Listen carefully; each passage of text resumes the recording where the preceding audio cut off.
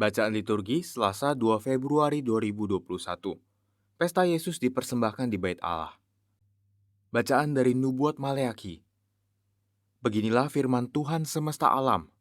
Lihat, aku menyuruh utusanku supaya ia mempersiapkan jalan di hadapanku. Tuhan yang kamu cari itu dengan mendadak akan masuk ke baitnya. Malaikat perjanjian yang kamu kehendaki itu, sesungguhnya ia datang. Siapakah yang dapat tetap berdiri apabila ia menampakkan diri? Sebab ia laksana api tukang pemurni logam dan seperti sabun tukang penatu. Ia akan duduk seperti orang yang memurnikan perak, dan ia mentahirkan orang Lewi, menyucikan mereka seperti emas dan seperti perak, supaya mereka menjadi orang-orang yang mempersembahkan korban yang benar kepada Tuhan. Maka persembahan Yehuda dan Yerusalem akan menyenangkan hati Tuhan seperti pada hari-hari dahulu kala, dan seperti tahun-tahun yang sudah-sudah. Demikianlah sabda Tuhan, syukur pada Allah. Mazmur tanggapan, Tuhan semesta alam, dialah Raja kemuliaan. Tuhan semesta alam, dialah Raja kemuliaan. Angkatlah kepalamu, hai pintu-pintu gerbang, dan bukalah dirimu lebar-lebar, hai pintu-pintu abadi, supaya masuklah Raja kemuliaan. Tuhan semesta alam, dialah Raja kemuliaan. Siapakah itu Raja kemuliaan? Tuhan yang jaya dan perkasa, Tuhan yang perkasa dalam peperangan. Tuhan semesta alam, dialah Raja kemuliaan. Angkatlah kepalamu, hai pintu-pintu gerbang, dan bukalah dirimu lebar-lebar, hai pintu-pintu abadi, supaya masuklah Raja kemuliaan. Tuhan semesta alam, dialah Raja kemuliaan. Siapakah itu Raja kemuliaan? Tuhan semesta alam, dialah Raja kemuliaan. Tuhan semesta alam, dialah Raja kemuliaan. Bacaan dari surat kepada orang Ibrani. Saudara-saudara, orang yang dipercayakan Allah kepada Yesus adalah anak-anak dari darah dan daging.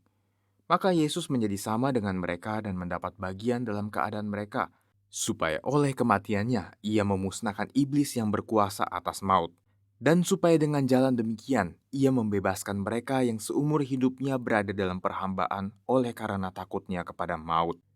Sebab sesungguhnya bukan malaikat-malaikat yang ia kasihani, tetapi keturunan Abraham.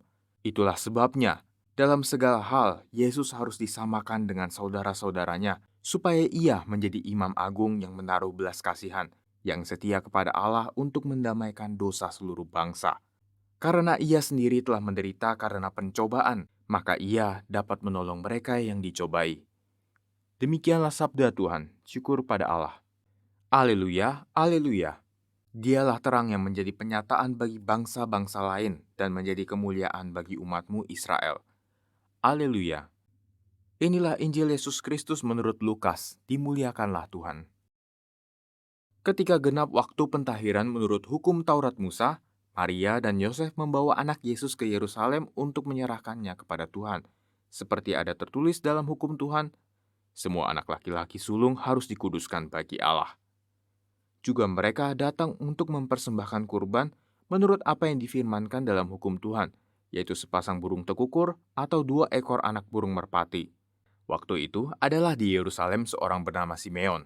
Ia seorang yang benar dan saleh hidupnya, yang menantikan penghiburan bagi Israel.